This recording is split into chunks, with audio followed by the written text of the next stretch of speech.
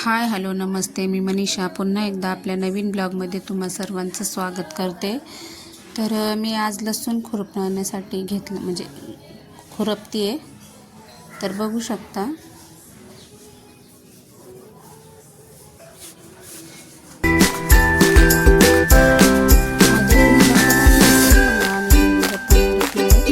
आणि ऊन खूप जास्त लागतं ना, त्याच्यामुळे मी तोंडाला बांधून देतो.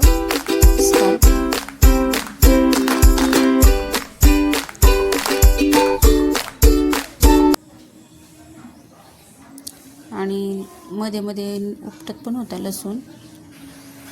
नंतर मी घरात आले तर बघू शकता ब्लाऊज शिवत होते.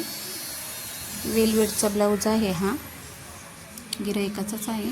अस्तर वगैरे त्यांनी दिले आणि घरात कोणच नव्हतं, मी एकटीच होते. शांत वातावरण होतं. तर मग अशा प्रकारे आपला हा ब्लाऊज आता इकडे शिवून झाला आहे. पाहू शकता किती छान झालं आहे. आणि त्याला गोल्डन कलरचा मी कपड्याचा गोट केला आहे.